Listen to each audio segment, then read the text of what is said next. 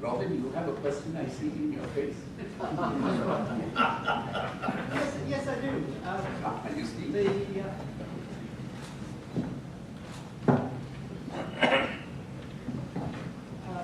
I think the question is, with this impressive development that's potentially there, have the panel considered both the opportunities and the problems that are going to go with the accumulated waste that's going to come with that? Craft would be a fine example. Those products you were describing that were once homemade and sold in little paper packets are now sold in plastic disposables. Every Indian city is facing this, and every Chinese city as well. But there's also good business in waste.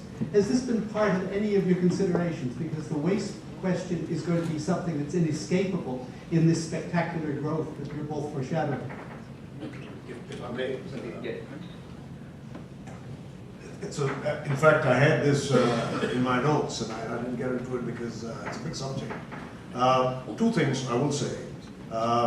In both these markets, our company and all other good operators that I know of are highly conscious of waste and energy consumption, water utilization, etc. For two very fundamental business reasons, even if you forget the altruistic reasons for a moment. Number one is there is enough evidence to show that if you're doing well in terms of being energy efficient, water efficient, and waste efficient, your cost of production actually goes down. So these are not conflicting objectives. The second one, which is a little wider, but becoming more and more important every day as we speak, is the fact that young employees now look at working for organizations which they think are serving a slightly higher purpose, including this business about going green.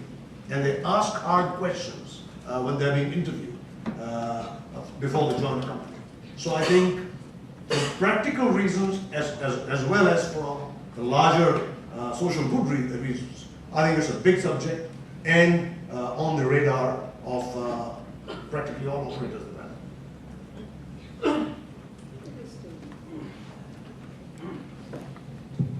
In the book, we talk about this issue. So we are saying, what are the opportunities in China? And we are not sort of taking vertically, but we are saying, what are the challenges which China faces in the next 10 years? And pollution and green energy is two major issues. So anyone who wants to really get into China and think there is a big market, these two areas are areas where they could concentrate. If you can bring all kinds of industrial equipment, pollution control, chemicals, whatever required to handle the two issues which China faces. One is pollution. The second is how do we have non-renewable energy, renewable energy. And as we already have seen, China being the largest in terms of solar panels. India fast following both with wind and solar. Both these countries today are actually adding huge amounts in renewable energy sources as a priority. Now this is an internal priority, but if you're a businessman and you say, what am I going to get out of it? And like waste, these are the same issues. Pollution and green energy. Huge opportunity. In fact, we talk about it in one of the opportunities chapter. Yes? Yes? Can you just address, give your name? Hi, this is Venkat here from Valam. I'm also representing ICI. Vijay, one small doubt which is for any Indians or for any businessman you can start. For a partnership to work, it should be equal. Any partnership, anywhere. When I look at China, the kind of infrastructure developments which is reached, we have a big operation there. Resource, money, everything different as compared to India. Two, if you look at it, demography is different in both places. Third, if you look at it, the governance is completely different. One is dictatorial and party line, other one is completely democratic. How these two, elephant and ant, work together and ensure that there is going to be a meaningful win-win partnership between the two? It seems to be next to impossible, in the pathway. I once made a big mistake in one of the press interviews in China, where someone asked me, how will this dragon and elephant work together? And I said, one is a mythical animal and one is a real animal. I got pilloried by the Chinese press of that remark. So yes, there are two very different. That is true, and that is exactly the dragon and elephant story. I don't think, we are talking commercial investments between companies. We are talking about individual companies making investments in markets. Indian companies make investments in the US and vice versa, the differences are huge, much bigger than even the Chinese partners. So we are actually we are taking into account the differences, and that is why the roadmap very easily between the two countries. There are learnings, both these are vast countries, there are huge learnings in the area of logistics and warehousing. My friend Robert, he's suffered both the markets, and I think that if you transport learnings across, there's a lot to be done. And lastly, in the area of trade management, China is well ahead of the curve in terms of trade development. Modern trade has truly arrived in China, whereas in India, it's in a nascent stage. So there's a lot of learnings as modern trade grows in India, which you can transport from China to India. And in China, they don't quite know how to manage traditional trade, the wholesalers and the distributors. And India is cutting edge as far as that is concerned. And we found that by putting the sales teams from both these markets together, we really upped our level of trade management. So, a common friend of ours, Professor Jagdish Sheth, wrote a book a few years ago called Chindia Rising. And he talked about, among other things, the fact that both are huge domestic markets, they are entrepreneurial, and R&D will be a big factor for both these markets going forward. So let me reassure Ambassador Pillay, we are optimistic. My China business went, sir, from 100 million to $1 billion in 5 years. My India business went from 300 million to $1 billion in 5 years. And the transference of learning, knowledge, and frameworks has just started. So if we do it well, if we keep aside the geopolitics, if you look at the business and the profit motive and running big businesses, the $1 billion will look small because in 5 years, I think we'll be running $10 billion businesses in both these markets. Thank you. Thank you, Pradeep.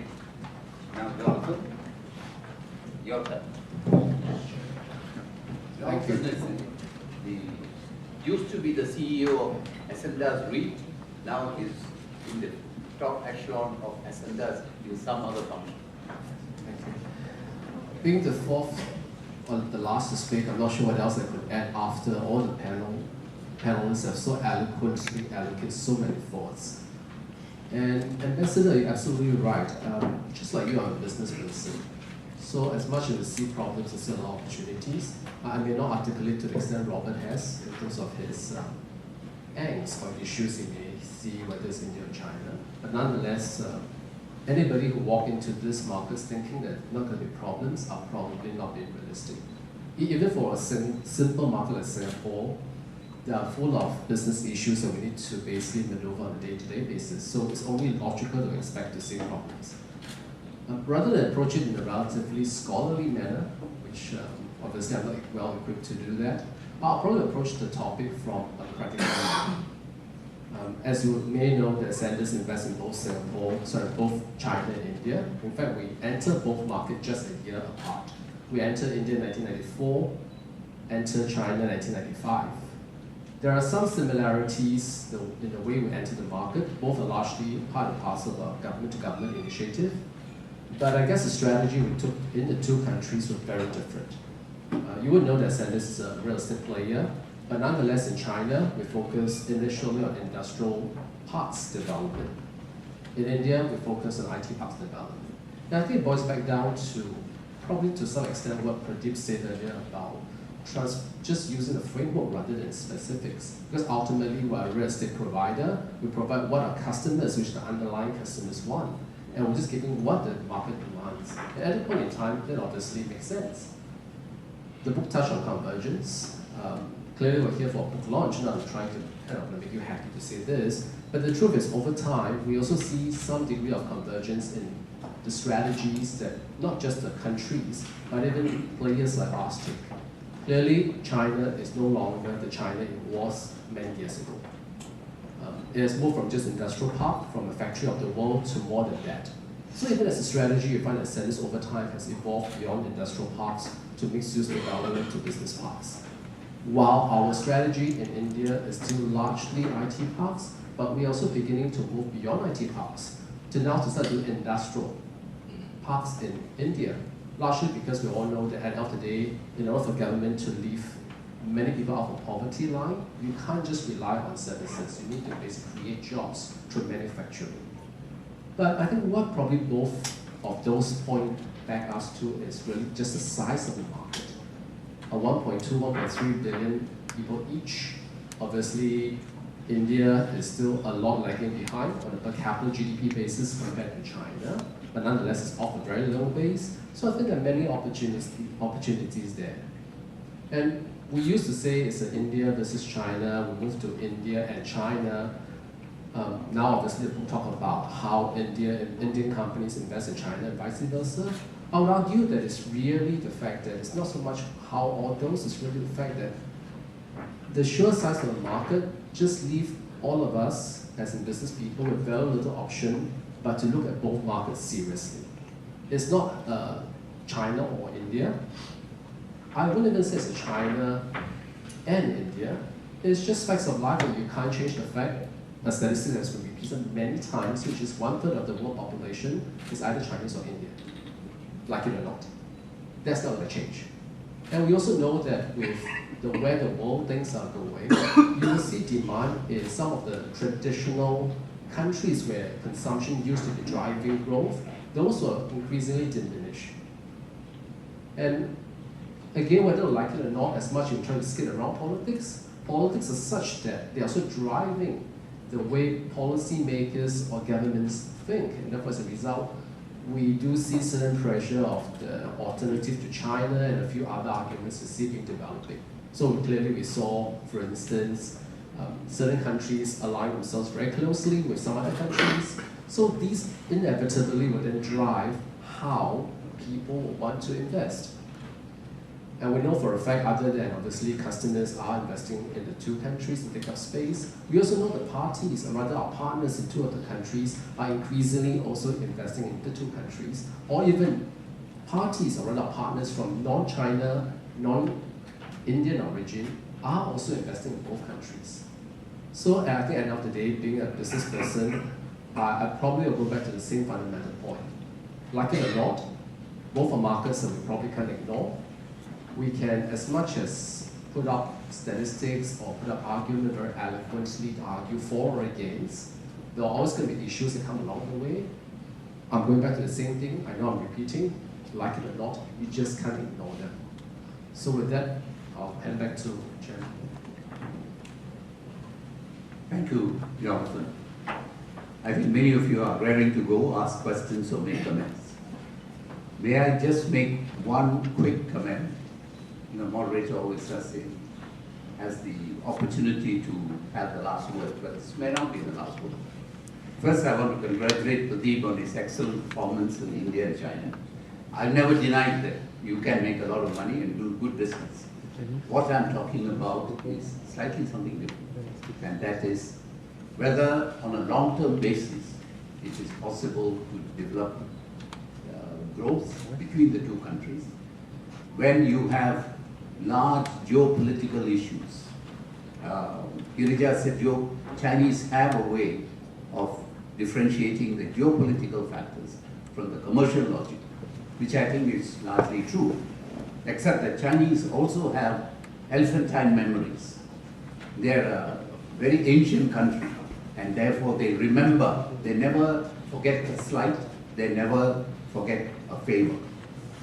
When the Western powers were breaking up China with extraterritoriality, America was one of the few countries, or the only country, that did not ask for extraterritoriality. The Chinese never forgot that. And what made Nixon's visit successful was a flashback into what happened. That's one. Second, the point made by Professor Gupta that there are no fault lines. I'm not so sure. If tomorrow Dalai Lama nominates his successor from Tawang. Tawang is a major religious place in Arunachal Pradesh, which is known by the Chinese as Greater Tibet. If he nominates somebody from there, I think all bets are off, because Chinese consider Tibet as a core issue and they wouldn't care two hoots about business logic or anything else. So things can go drastically wrong if you don't get the fundamentals of geopolitics settled. We don't know who Dalai Lama is going to appoint, but he is inclined to appoint somebody not from the Tibet controlled by China, but Tibet outside, in other words, the government in Assam and so on. This can cause a lot of problems. That's the point I'm making. Opportunities, potential there are. So with that, may I open it to the House for questions, comments, and even the panelists to respond. Robin, you have a question I see in your face. Yes, I do. Are you speaking?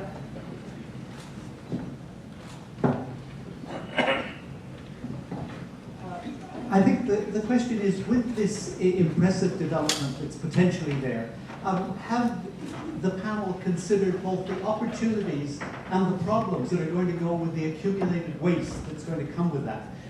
Craft would be a fine example. Those products you were describing that were once homemade and sold in little paper packets are now sold in plastic disposables. Every Indian city is facing this, and every Chinese city as well. But there's also good business in waste. Has this been part of any of your considerations? Because the waste question is going to be something that's inescapable in this spectacular growth that you're both foreshadowing. If I may. In fact, I had this in my notes, and I didn't get into it because it's a big subject. Two things I will say. In both these markets, our company and all other good operators that I know of are highly conscious of waste and energy consumption, water utilization, etc. For two very fundamental business reasons, even if you forget the altruistic reasons for a moment. Number one is there is enough evidence to show that if you're doing well in terms of being energy efficient, water efficient, and waste efficient, your cost of production actually goes down. So these are not conflicting objectives. The second one, which is a little wider, but becoming more and more important every day as we speak, is the fact that young employees now look at working for organizations which they think are serving a slightly higher purpose, including this business about going green. And they ask hard questions when they're being interviewed before they join the company. So I think for practical reasons as well as for the larger social good reasons, I think it's a big subject and on the radar of practically all operators.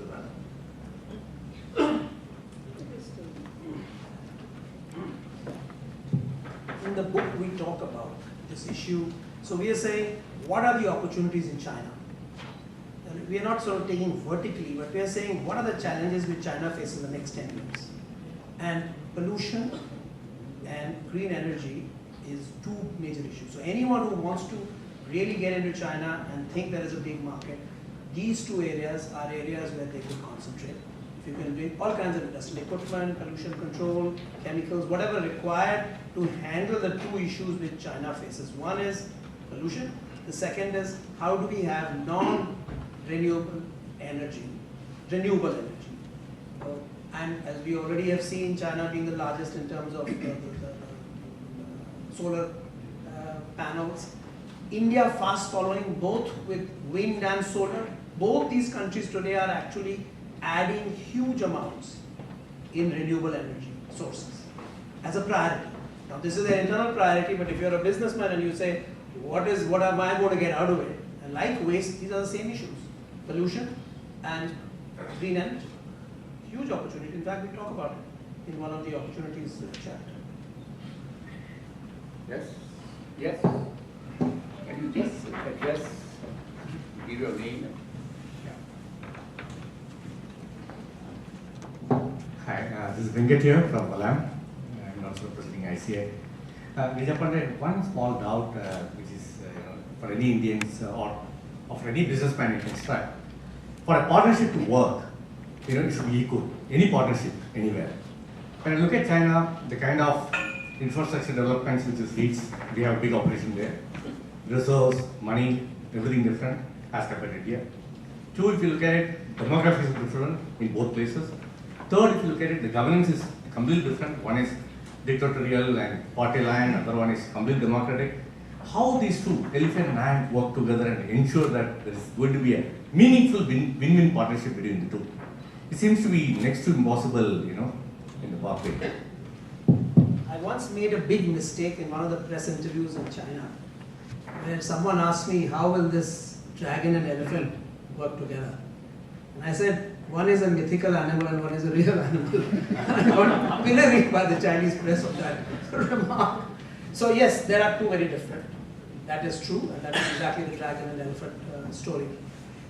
I don't think, we are talking commercial investments between companies. We are talking about individual companies making investments in markets. Indian companies make investments in the US and vice versa. The differences are huge, much bigger than even the Chinese partners. So we are actually not taking, we are taking into account the differences, and that is why the roadmap is different from an Indian company in China and vice versa, because the things are so different. Actually, there is a whole chapter on how to manage government in China. How do you understand the Communist Party, the party secretary, the vice mayor? They keep changing. So there is a whole issue of how do you handle government relations? How do you handle brand building in China, which is very different from India, because there you have to build a brand for the customer, for the government, and for your staff, because you have such a high staff turnover in China. So all of them are, these differences come up as you go into the operating level. So it's not that everything is similar. I think when you start really creating companies and building businesses, there are differences, and these are the differences which people wanted to know, because they are worried about, like the biggest worry that if you ask any Indian company, why aren't you in China? Oh, they speak Mandarin, what do I do? And I'm saying to myself, this is a mindset problem. This is a complete mindset problem. So I think there are differences, and they are highlighted actually, and those are the challenges of operating in China. Just to add another, perspective is that one might want to rethink a little bit the basic premise, which is that for a partnership to emerge, to be successful, to thrive, it needs to be a partnership between equals. I would rethink that premise, because partnerships, for them to emerge and work, thrive, it's really a function of opportunity far more than equality. So as a concrete example, let's look at, say, the relationship between China and the US from, say, 1990 to 2010. Now, just look at the situation in 1995. Economically, technologically, in whatever dimension, China was tiny compared to the US. But the point is that China offered a growing market, an extremely low cost structure, whereas the US offered technology and know-how and a big market. And so it was really that presence of opportunities which led the two to partner rather than equality. Makes sense. Yes, gentleman at the back. My name is Tang Li. I'm a media consultant. As I say, I'm a Chinese who works with a lot of Indian companies. Okay, my question is to Mr. Girija Pandey is, as a former chairman of Tata Consultancy, you were responsible for setting up TCS's China operation. My question is, do you think, because we've all got this stereotype where it's the Chinese who do the manufacturing and the Indians who do the services, do you think it's ever possible for the Chinese to get services in the way the Indians have and to build up service industry in the same way that India has? And is it possible for the Indian manufacturers in things like auto components to manufacture for the China market? So, in fact, this convergence and complementarity issue, we talk about this fact that China will build its services capability. It has to. It has gone to a stage where it is beyond just manufacturing. And services are really not just IT services or BPO services. Services, a whole range of services which China can provide pretty efficiently to its own domestic market. It doesn't need to go everywhere else. So the Chinese will improve, build on services. That is where the bulk of the GDP will also come from in future. So I don't think it's that they can't do services. And India will have to get into manufacturing for 2 or 3 reasons. Number one, with the kind of youth bulge that India is seeing, I think Raj mentioned 1 million per month people coming into the job market. Without a big manufacturing base, you can never employ so many people in services. So the new government is talking about this very much, and everyone is talking about manufacturing. So I think as China vacates some lower end of manufacturing, I mean, we are at the moment doing a project for a company which is in China, in auto components. Cost structure in South China, too high, cannot manage it. Where do we move it? And one of the locations is India. Now, India still needs to settle a lot of things before manufacturing becomes big. So, you just talked about auto components. At this point in time, OEMs are sitting in all countries, both the countries. China has a 16 million passenger car last year, India had 3 million. India is going to grow much faster in passenger cars. China is going to grow as well. OEMs, the big, large OEMs are in both countries. They want tier 1, tier 2, tier 3 suppliers who are in both countries. So they are asking their suppliers from India to move to China. They are asking their Chinese suppliers to move to India. So in fact, the auto industry is a classic example of how they are driving their suppliers, and the auto industry is pretty organized in terms of suppliers, 1 supplier, 2 suppliers, 3, with certain quality standards in both these markets. And we are seeing increasingly auto companies asking their suppliers to move. Maybe just add on to the comment. I think at the end of the day, while we focus a lot about China investing in India, India invests in China, but if I may just stand on from the perspective of Chinese companies for a while and argue that if we do believe the costs are getting higher in China, or more importantly, we believe that the market in China obviously has been, after 2 decades of growth, has been kind of get smaller. I think India does present a very big market for the Chinese manufacturers. And we all know the infrastructural issues we face in India. If you try to manufacture even very cheaply in China, Vietnam, anywhere in the world, by the time you bring to the hands of the consumers in India, it becomes so expensive because of infrastructure costs that comes with it. So I absolutely see a very clear case why Chinese players, Chinese manufacturers want to basically find a way to tap onto that consumer base India has. While it's still very preliminary, we know for a fact that many Chinese parties or partners we have in China, obviously, have been asking us about India. More so, I guess, in the last 6 months or so. Asking us what they can do to tap the market. Fair enough, along the way they say certain things that's not very complimentary for the Indian government, I will repeat. But nonetheless, the amount of interest that we received in the last 6 months is actually quite something. And I think at the end of the day, back to the question of partnership, partnership doesn't mean you can only have 2 partners. You may have 3 partners. Someone that perhaps facilitate the bridging of Indian and Chinese firms. Well, of course, as a Singaporean, I'd argue that Singapore could be a logical partner to them, but it doesn't have to. But of course, all things in life, everybody needs to bring this relevance to the table. That's how you strike a commercial agreement, whether it's equals or unequal partner. It boils down to, do you have something that the other partners in the game doesn't have, or that's valuable? I think that's probably the fundamental question as opposed to percentage shareholding, because ultimately if the pie is expand, 30% of a larger pie may be much better than 51% of a smaller pie. Dr. Pilot? There's just one comment. Just to add on, the question about can India be an industrial, can India be a manufacturing power?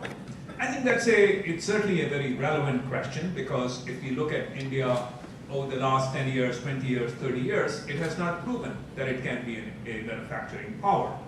However, if you look at certain industries, for instance, you look at and certain companies, so Hyundai, which is the second largest auto manufacturer in India, that Hyundai, in fact, has their biggest auto manufacturing, global manufacturing center after South Korea in India. And Hyundai exports cars from India to 50 countries, including Western Europe. So clearly, India, across the country, hasn't built up the infrastructure that's needed to be a manufacturing power. But it has built it in pockets. And where it is doing extremely well. So the question really now, or the challenge for the Modi government, is to make that a countrywide phenomenon and not an isolated phenomenon. Yes, Dr. Pal. Thank you, Chairman. This is for both Mr. Pandey and Professor Gupta. There is a history that India and China have worked together on global economic issues in certain forums. They have done so at WTO, they have done so in the UN panel on climate change. Now, it's interesting to note that for the last 4 to 5 years, there are issues on which both China and India have had differences with the West. Intellectual property, for example, which affects Indian generic manufacturers, affects China's entertainment industry. Data security, a critical issue. Also, something as rudimentary as visas, permitting Indians and Chinese better facilities and conditions for travel to the Western world. Surprisingly, there's no evidence that India and China are talking with each other on these issues so that they can present a better alternative agenda to the West. Do you sense this is because that between India and Chinese businesses or agencies, there is now a sense that both are also competing with each other in certain spheres of international business, where they might be holding higher proprietary knowledges and advantages. That is, Indian businesses might be thinking that in certain areas we do hold the edge over the Chinese businesses. And Chinese businesses might also be thinking likewise about Indian businesses, and they sense the Indian businesses to be much stronger competitors for them in certain areas of world markets, which they weren't before. So, is there a possibility that you think that this might lead to both of them, accepting the fact that yes, they are different from the West in several aspects of regulations, but they're not going to act on it united just because they are competitors? I think the biggest example of this was seen in Cancun, where India and China were on one side on the whole issue of green gases and the whole area of how restrictions are to be placed. Completely aligned. And it was really the first time that the governments realized that and it's 3 or 4 areas, not just on this. It's on sustainability, because both want to grow and both want to have space to grow. It's on global governance. We've been hearing today and tomorrow the announcement of the BRIC Bank, which is going to match the World Bank equivalent in terms of funding. Both are collaborating very closely. In fact, the 2 of them are collaborating very closely. So this whole global governance of how governance should be run global for global institutions is a common theme for both. Certainly on sustainability, there is a common theme. So I think in some of these areas, the government to government issues are very similar, and they collaborate on wherever they are. The private sector may have competitive issues with each other, but that's not what is coming in the way. I mean, every country has private sector which has a different view from the other. But on these broad issues which affect both of them, they are pretty closely aligned actually. They tend to in fact even vote together sometimes on these issues. I think, it's true that at times they have been aligned, but I see that the relationship between China and India will continue to be one of both cooperation and competition. So harmony as well as friction. But I don't see that as a problem in the sense that if you look at the relationship between Germany and France, or between China and the US. And so I think relationships between countries continue typically in a context of both cooperation and collaboration, or cooperation and competition. So I think that will continue. And just for instance, how the creation of the BRICS Bank might emerge, and we have to see the details that come out. But if you just look at what the media is saying, is that the likely outcome will be $100 billion funding, of that 50 from China, the other 4 countries in BRICS then contributing the remaining 50 billion. So that's one issue. But the second issue, of course, is so where is the headquarters of the BRICS Bank going to be? Apparently, China wants it to be in Shanghai, and India wants it to be in New Delhi.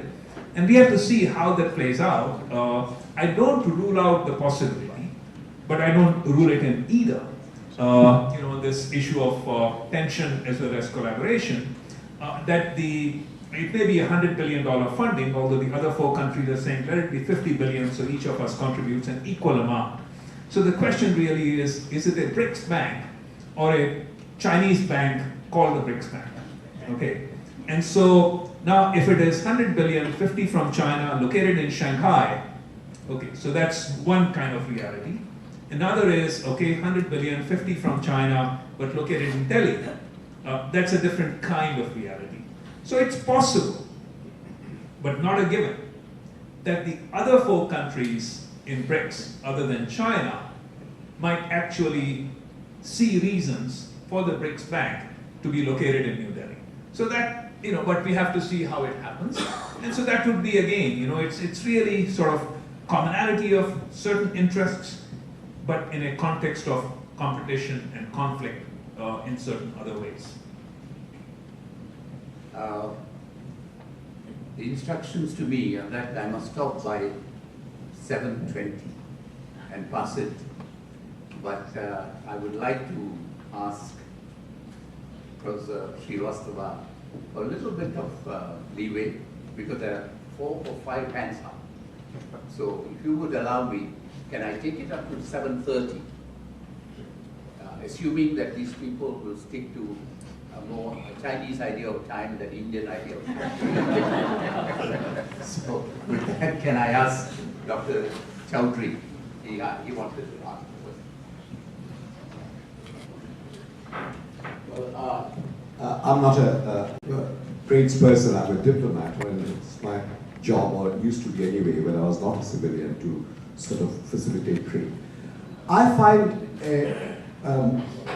a modicum of empathy with Ambassador Pillai's apprehensions.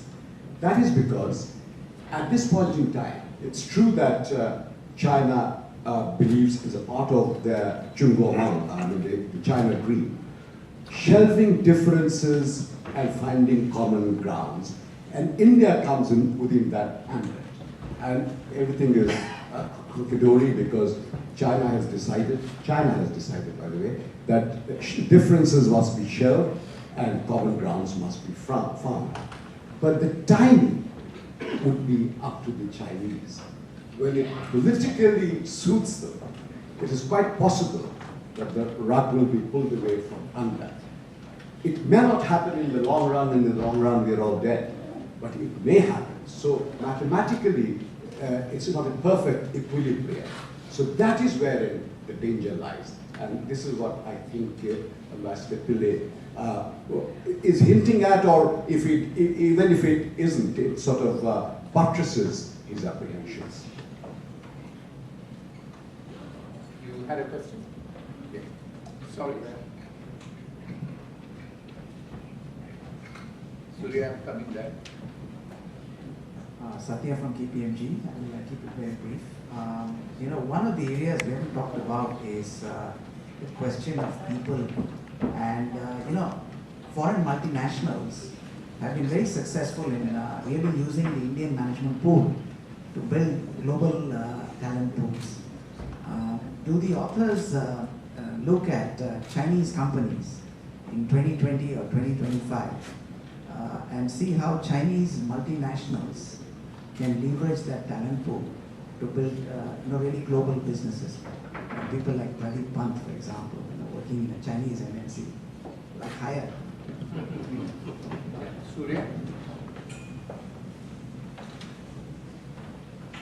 You see, these are regular attendees for conferences, so I know their needs.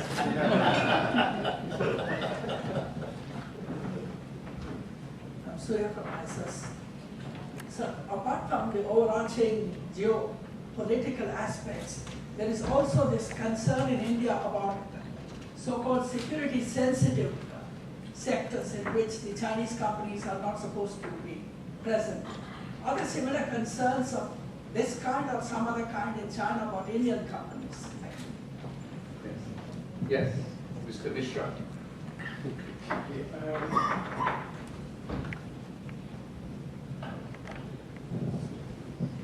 Thank you very much. I'm Satish Mishra and I work in a firm called Strategic Asia in Jakarta. I have two questions. The title says, Growing India-China Economic Ties and What They Mean for the World. We really haven't heard about what it really means for the world, so it would be nice if the authors could talk a bit about it. I think the second issue is clearly that so far we have been concentrating on a dynamic which involves India and China. But the rest of the world does not take a kind of static background. And I think for us to grasp the author's thinking on the second part, we need to understand not only how the changing dynamic between India and China, what it means for the world, but what it means for the world in 2020. Thank you. The rest of the 9 minutes I will give to the panelists to respond. So once again, start with my friend Girija Pandey. So one sentiment that comes through in all the questions is what we deal with as a mindset problem. Everyone is worried about, will China pull the rug, will it allow? Businesses don't think like that. Businesses think of opportunities, we just talked about it, and I think businesses, if they can see opportunities, will go and grow those countries. Yes, many things can happen. This is geopolitics, and really it's something which actually we have stayed away. We have actually stayed away from the geopolitical story. We have kept it at the corporate level, apart from an overview which we started in chapter 1. So I think that's important to know. The reason why, Satish, we are saying how will the globe is again the companies. If Indian and Chinese companies succeed in the biggest emerging markets, they can become global champions. If they do not succeed in these markets, take Lenovo, we give an example of Lenovo. India is now the second largest market for them. It's home for them. They've succeeded they are the largest today in PCs. They have succeeded. It was a long haul, and you will read the long haul of Lenovo there. So they have now become globally a very competitive, when it's so competitive, they're number one. So I think that's the global angle. One issue was the talent story that someone asked. I think the talent management in Chinese companies, Indian companies, is an issue we've talked about, but you're talking about cross-fertilization of Indian talent into Chinese. What I have seen, not very much, is that some of the global Chinese companies realize the value of Indian global talent. Like for example, the Lenovo marketing head at the Lenovo marketing team used to be in Bangalore, and the head for global marketing was an Indian. But it's more exceptional than it has happened. What of course has happened is that many Chinese companies who operate in India have actually taken an Indian name, and we talk about this Rajiv Wong, who is a Huawei guy in India. So they have actually switched the names. So that's what we have talked about. Any just share perspective on this, the world meaning outside China and India, and what does that have to do with the China-India economic linkage story? And probably 3 aspects to it. So number one is that in every one of the cases of Indian companies in China and Chinese companies in India, and there are some failed cases or failure cases or less successful cases, but some that are, most that we focus on are highly successful ones, that the successful cases are all where the Indian company did not take an in China for China perspective, or the Chinese company did not take in India for India. But actually it was to bring a global perspective. Indian company in China, how can we leverage our global strengths to succeed in China? And how can we leverage our China operations to become stronger globally in markets outside India and China? And similarly, in reverse, so for instance, Huawei in India is that obviously it's a hugely important market for them. But at the same time, Huawei entered in 1998 to set up an R&D center in India, which is their second biggest R&D center after Shenzhen. In fact, they started selling in India in 2003. So again, Chinese companies to bring a global perspective rather than in India for India. So that's number one. Number two is that both Chinese and Indian companies are making acquisitions in third countries. Typically, here looking at developed markets, Europe, US, etc. So it's like Tata Motors buying Jaguar Land Rover, Geely buying Volvo, Bright Foods buying Weetabix, and so on. And that these acquisitions then actually make it easier for them to succeed. It's like who would ever imagine Tata Motors doing anything approaching success in China, but they are mightily successful, and it's because of Jaguar Land Rover. So that's a second way in which the world comes in.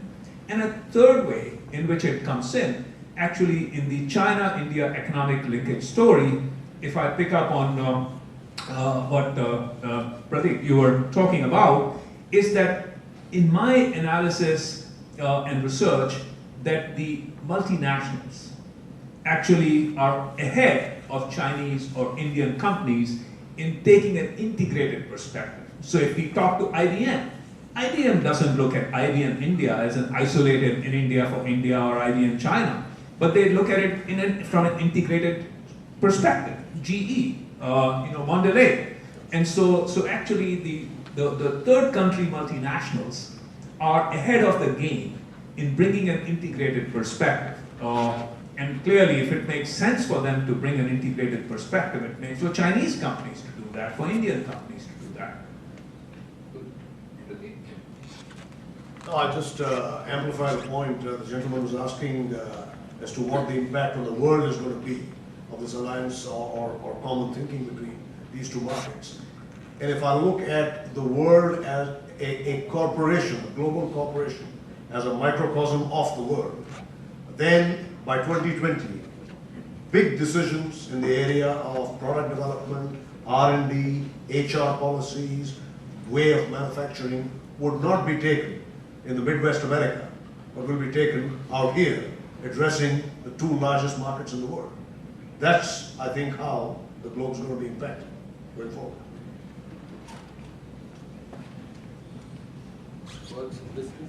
No, I don't think I say words of wisdom. Just two quick points. Firstly, as much as we say earlier that long term all of us are there, but to be fair, a lot of things that for you to see results in future, you need to start to see some of these initiatives now.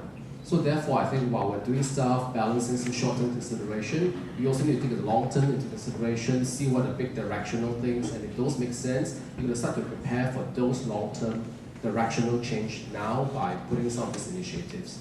Secondly, what makes sense for one company, one player, doesn't mean it makes sense for another company, another player. As much as looking at a common market, I think each of us will then have to customize to and adjust what makes sense to us. So I think at the end of the day, it's about leveraging on your strength, put into place what you think will make sense, and what can be differentiating each of us in the market we're talking about, be it China, India, or China, India, or the rest of the world. So we just have to adjust what makes sense, and at the end of the day, I don't think we're aiming for a Me Too situation where everybody adopts a similar situation. If we're all in that kind of situation, then clearly the law of competition will tell us that we will be eliminated by the market. So I guess all of us got to find our right place in the market. Thank you first to the panelists, then to the audience. I want to congratulate the authors, the three authors of the book. The book has started such deep discussions on various aspects of doing business in China and doing business in India, and the totality of what India and China can bring to the world economy. I think that itself makes that book a compelling reading. I've said that from the beginning. I think it's a very readable book. I think you should all read it if you have not, because I think it adds to our pool of knowledge. Whether I sound a discordant note or not, I still admire what has been done, and I congratulate the authors. With that, I hand it over to, I think, yourself, or the young lady. So, she's a very good singer, you know, by the way. Almost like Lata Mangeshkar. Thank you. Thank you very much. Thank you, Master Billy, and panelists for taking engaging session. I would like to now invite Professor Srivastava to present tokens of appreciation to the chairperson and the panelists.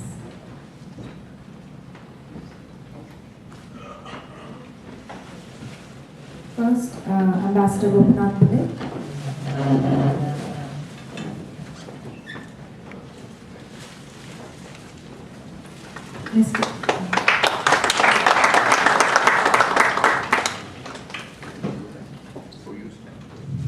Mr. Girija Pandey.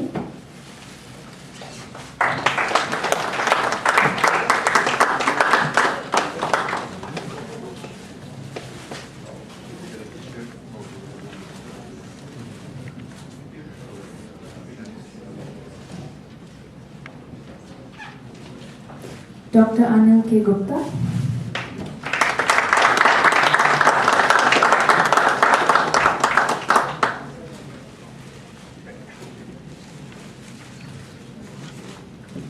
Mr. Jonathan Yap.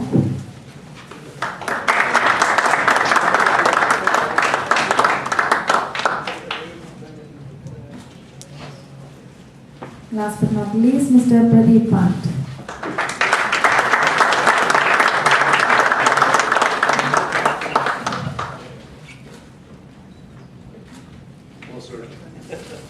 Thank you, gentlemen. May I kindly request for Professor Srivastava, Ambassador Pillai, Mr. Pandey, and Dr. Gupta to the front of the stage for the book launch, please. Ladies and gentlemen, it's time to officially launch the book, The Silk Road Rediscovered, Growing India-China Economic Ties and What They Mean for the World.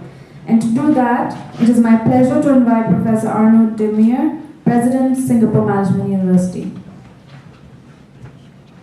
I'll say two sentences to congratulate the authors. Being an academic, I know what it is to see a book, right? So you work for it for years, you think about it, you go through all the motions, you go through that very boring interaction with your publisher, who is probably the worst person during that part of your life.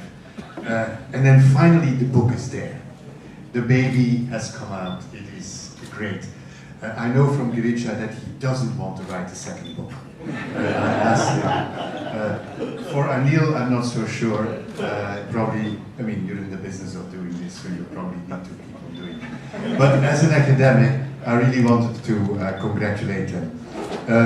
And I had the opportunity to read the book for today because Girija gave me a copy at the beginning of this month. Would have been actually a little bit earlier already. And there were sort of three things that I picked up. Most of it has been said, but I just want to repeat them. That is that the idea of convergence instead of complementarity I found very strong in the book. And it was an insight, as Pradeep also mentioned. It was sort of, we can learn from each other. It's not only that we are complementing each other and we can do things together. The second one, that is, these are two very difficult markets. Markets, as Jonathan said, that you can't avoid to go into because it's 1/3 of the world. But these are two very difficult markets. If you can make it there, you can make it everywhere. It's sort of the second point that I would want to make. That is, if we can learn how to work in those markets, you can do it probably anywhere else. And the third point was, again, as an academic, not as a president of the university, but as an academic, I was reading this book from the perspective of how do companies internationalize their business? And 25 years ago, we had Chris Bartlett and Ghoshal writing about the transnational corporations, and we looked at how Japanese and European and American companies, US companies were internationalizing. There has been some writing by some of our colleagues about how companies from emerging countries go to the United States and build up businesses there. But there's actually not a lot of knowledge about how does an Indian company go into, as we say, China or vice versa. How do you actually, from a particular cultural base, a particular organizational base, go into another organizational and cultural structure? And I found that as an academic, I found that there were lots of good ideas that actually, if I would have the time, would make me immediately think, maybe I should do some research about it. But sadly enough, for presidents, we don't have the time to do that. So we're going to leave it to you, right, to keep on exploring this. I understand now that I have to launch the book. Yes, I believe. So I launched I always find it a strange word, but I have discovered that launching in this particular case will mean that together with the authors, we will open the book, right? So that I will show you. And here is the book.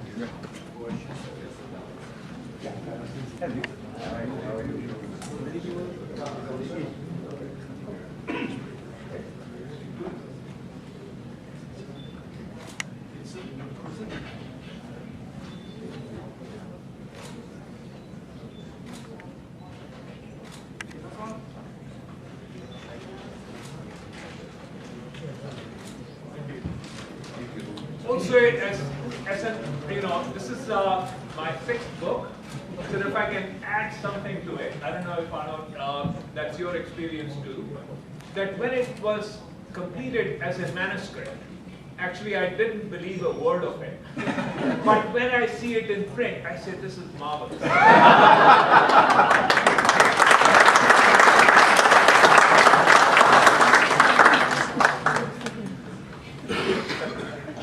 Thank you, gentlemen. May I now request you to take your seats, please? Thank you. Ladies and gentlemen, if you're interested in purchasing a copy of the book, there is a booth set up outside this function room where the sale of the book is taking place. Ladies and gentlemen, we come to the end of today's session. I would like to request you to submit your feedback forms at a box outside. We hope you enjoyed the proceedings. We would like to now invite you to join us for a networking reception in the University Lounge next door. We have ushers who will direct you there. Thank you and have a good evening. Este tema.